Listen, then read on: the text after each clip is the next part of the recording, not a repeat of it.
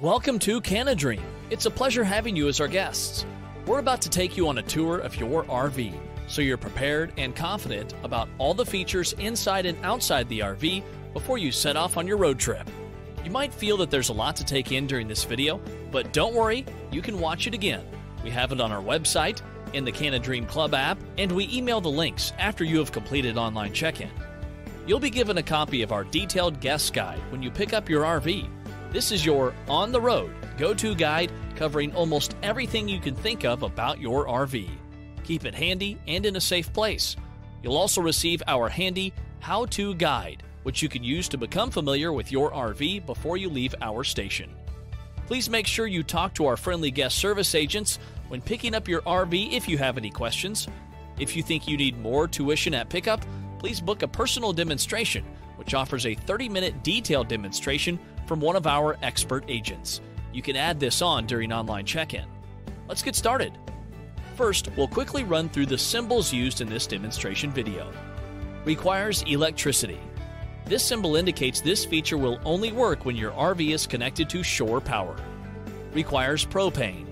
This symbol indicates that this procedure functions with propane gas. Requires battery. This symbol indicates that the 12-volt battery system is required for the operation. Use Sani dump station. This symbol indicates that the procedure should only be performed at a registered Sani dump station. This video covers a number of different RV models, so you may notice some differences with the position of things as you walk around your own RV. The functions of each component are the same. We'll start our demonstration by taking an exterior tour of the RV, beginning at the passenger side of the RV. You'll see multiple external features, notably the propane tank, along with the fridge, furnace, and water heater exhaust vents, which must be kept clear at all times. Check that the water hose, waste hose, and electrical cord are in the outside compartments. The freshwater tank has been filled for you. To refill the freshwater tank, remove the freshwater hose from its storage compartment and connect it to the campsite water source. Insert the other end of the hose into the freshwater fill opening and turn on the campsite tap. Once the tank is full, water will start flowing back out of the filler hole. Turn off the tap and remove the hose and replace the cap. To access the water in the freshwater tank, ensure the water pump switch on your monitor panel is on. The water in the freshwater tank is safe for cooking and cleaning. We recommend you use bottled water for drinking. If you have a water supply available at your campsite, you will be able to hook up to the city water supply and avoid using the water in your tank. Attach one end of your freshwater hose to the campsite water supply and the other end to the connector on the side of the RV and turn on the tap part way. When using the city water supply, turn off the water pump on the monitor panel. The main power switch in your RV, sometimes referred to as the battery disconnect switch, is located by the coach door and must remain in the on position for the coach battery to provide power to your RV. The lights inside your RV, along with the furnace fan and fridge panel, will operate off the coach battery when you're not connected to a campground power pole. Your air conditioner, 110-volt power plugs, and microwave require you to be connected to shore power or have the generator running for these to work. To check the condition of the battery, you must first disconnect from the campsite power pole and ensure both your engine and generator are off. If the voltage gauge on your monitor panel is not reading at least 12.2 volts, we recommend you recharge the battery by running your RV engine or starting the generator. The battery will also charge when you're connected to the campsite electricity supply. Connecting the RV to the campsite electricity supply is simple and easy. Remove the RV power cord from the RV. Plug one end into the receptacle on the RV, then turn the collar to lock the cord. If there is a breaker on the campsite power pole, switch it to the off position. Plug the other end of the cord into the campsite power pole, then switch the campsite breaker to the on position if necessary. The power cord has a plug for a 30-amp service. If a 30-amp service is not available, use the 15-amp adapter. A 15-amp service will limit the simultaneous use of appliances. To prevent tripping the power, use one electrical item at a time. The correct fuel type is shown on the fuel tank door. Only fill your RV with gasoline. Check the pump at the gas station every time you fill up to make sure the fuel type being used matches the instruction on the fuel cap door. Guests are responsible for all costs if the wrong fuel is used. Waste from your toilet and water from your sink and shower are collected in holding tanks under the RV. You can check the tank levels on the monitor panel inside your RV. Pushing the gray button will show the level of the wastewater tank, while the black button will show the level of the toilet waste. You shouldn't empty your tanks until they're at least half full. Only empty your tanks at an approved sandy dump location. Remove the waste hose from the storage compartment. Remove the dust cap from the waste pipe outlet and connect the waste hose. You'll need to twist it to ensure it's firmly attached. Place the opposite end into the sandy dump hole. In some RVs, the waste hose will be permanently attached at the RV end. In this case, you need only to insert the opposite end into the sandy dump hole. Always drain the black waste tank first. Pull the black handle until it stops. Once the black waste is drained, flush the toilet with a full bucket of fresh water to rinse the black waste tank. Once the water is finished draining, close the black waste tank valve. Pull the gray handle until it stops. When the gray tank has completely drained, raise the hose where it's connected to the RV and keep the hose elevated, while hand over hand, moving towards the opposite end of the hose. This will help to drain the hose completely. Close the gray waste tank valve, detach and store the waste hose, and replace the cap on the outlet pipe. Add toilet chemical to the toilet and flush with lots of water. Repeat this process every time you drain the waste tanks. Please note that the waste tank levels shown in the monitor panels can sometimes be inaccurate due to the sensors being blocked by waste material. We recommend you monitor the usage and remind yourself to empty the tanks every 2 to 3 days. To help prevent blocking the sensors, always flush the toilet with plenty of water. Only use toilet paper suitable for RV tanks. Other paper may cause blockages. Never pour grease, oil, coffee grounds, or other food waste down the toilet or sinks. Guests are responsible for costs to repair or empty clogged tanks. When the RV is connected to the campground sewer system, you'll need to keep the valves closed to allow the tanks to fill. The propane gas tank supplies fuel for the furnace, water heater, stove top, and in some cases, the fridge, freezer. The propane tank is located on the outside of the RV. It will be full when you pick up the RV and does not need to be refilled prior to your return. The approximate level of the propane is shown on the gauge of the propane tank.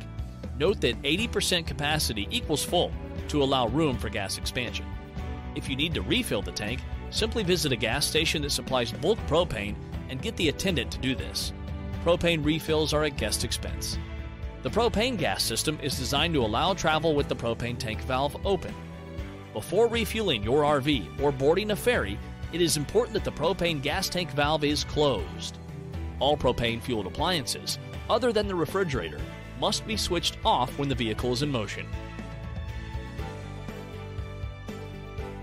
You have now seen the exterior of the RV, so now it's time to look in the driver cab. Sit in the driver's seat and adjust the seat position and the side mirrors so you can clearly see the rear. Take some time to become familiar with the controls, indicators, lights, windscreen wipers, temperature controls, etc. You will see a sticker on the dashboard indicating the maximum height of your RV. Locate the tow haul button. This engages the engine brake when you're driving down steep hills and avoids the overuse of your RV brakes. Your RV has an automatic transmission. Before you can put the RV into gear, you'll need to put your right foot on the brake. This foot will also operate the accelerator pedal, so your left foot can take a complete rest when driving the RV. The far left pedal on the floor is the parking brake. To engage the parking brake, depress the brake pedal with your left foot. To release the parking brake, lift the lever marked Brake Release on the left-hand side of the driver console. Now let's look inside. Enter the RV through the coach door on the passenger side. Once inside the RV, look for the battery disconnect switch in the step well, which controls the main power to your RV. This must remain in the on position for the coach battery to provide power to your RV. Locate the position of the solar controller, the exterior light switches, interior light switches, the monitor panel, and the furnace and air conditioning controls. Ventilation is necessary when operating propane appliances. Open a window or vent, and always use the exhaust fan located in the hood above the stovetop. Use the portable lighter to light the burners by positioning the lighter flame over the burner to be lit. Push the knob in and turn it to the light high position. Then adjust the flame to the desired level. Note that your RV may be fitted with a convection microwave in place of an oven. Please refer to your guest guide for operating instructions. Your RV may be fitted with a fridge which operates only off the 12-volt battery. If your fridge runs on 12 volts only, open the fridge door and locate the temperature control. Press and hold the set button for 10 seconds until the flashing light turns solid. The fridge is now on. To control the temperature of the fridge, push the set button and adjust it to the desired temperature between 1 and 5. To turn the fridge off, press and hold the set button for 10 seconds until the solid light starts to flash. The fridge takes up to 6 hours to cool down after starting. You may also need to adjust the temperature of the freezer. To do this, turn the knob to the right and allow the freezer to cool before making further adjustments. The freezer may not operate properly if the RV is not on level ground. The furnace operates using propane and utilizes a fan powered by your coach battery to circulate air throughout the RV. To operate the furnace, press the on-off button once. Press the mode button until the heat indicator is lit. Press the fan button until the auto indicator is lit.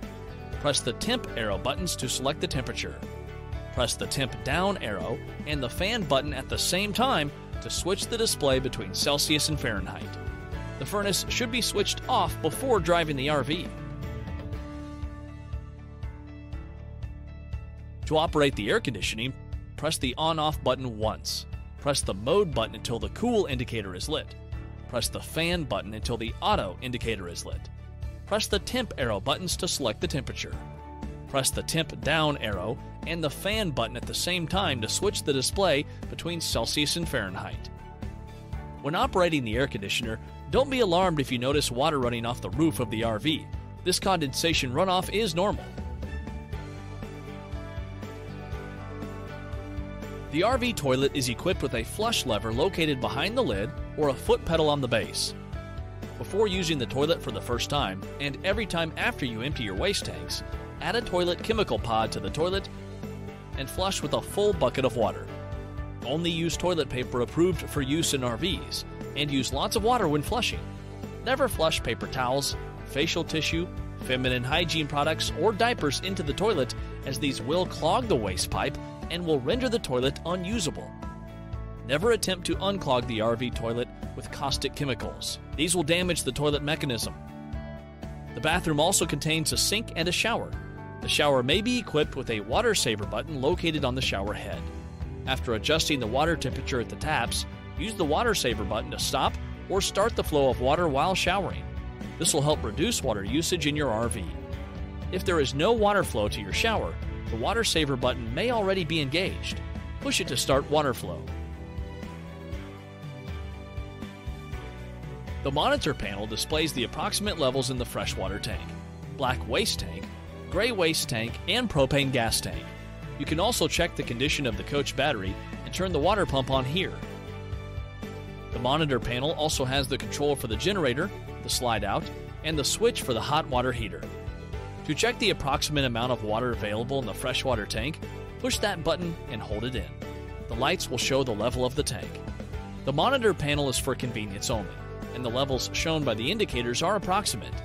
On occasion, the black and gray waste tank level indicator on your monitor panel may read incorrectly. The waste tank sensors can be compromised by material inside the tank. This can cause faulty readings on the panel.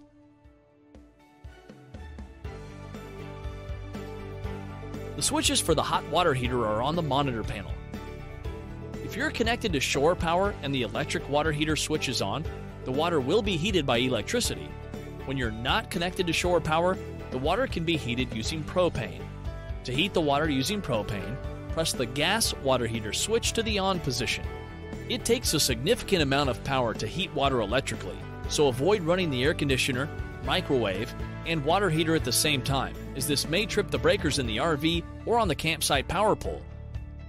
You can choose to continue to heat the water using propane even if you're connected to campsite electricity. Note it'll take about 20 minutes to heat a full tank of water. The water heater must be switched off before driving the RV.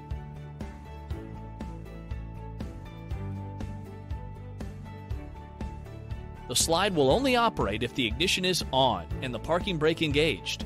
Make sure you inspect the outside area for clearance before extending the slide.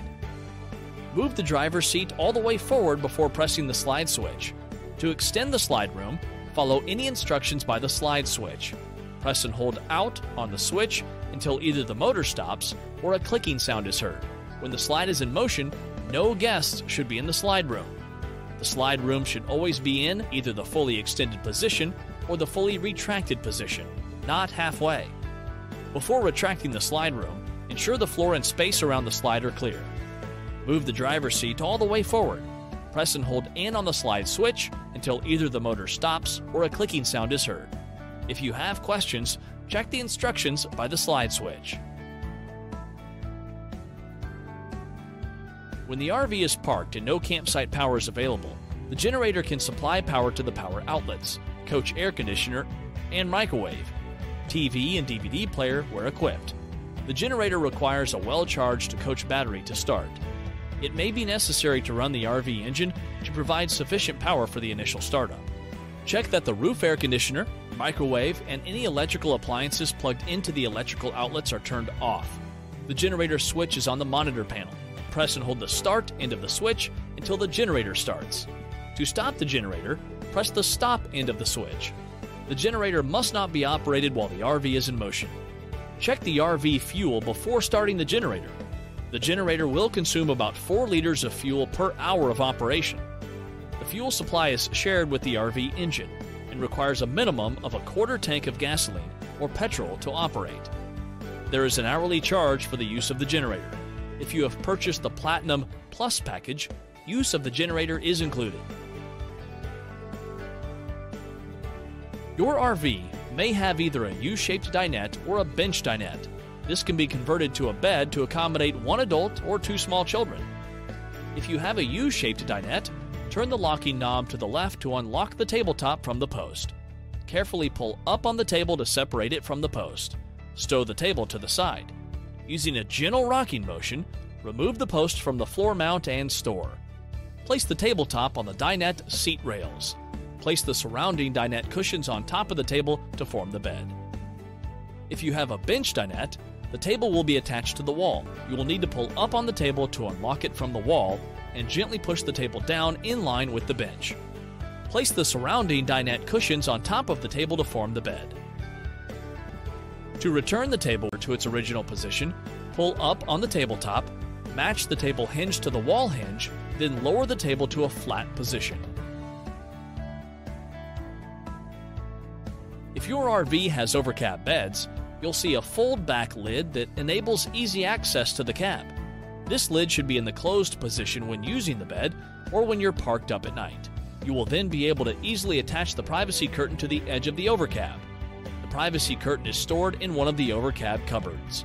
Use the provided ladder to access the overcab beds. We want you to be safe on your RV vacation. Your RV is fitted with a battery-powered smoke detector, a fire extinguisher, and a combination carbon monoxide and propane gas detector, which is designed to detect and alert you of possible dangerous gases in the RV. This detector is powered by the coach battery. For more detailed information on these safety features, please refer to your guest guide. With no rear window in your RV, you need to rely on your side mirrors to see what's behind you.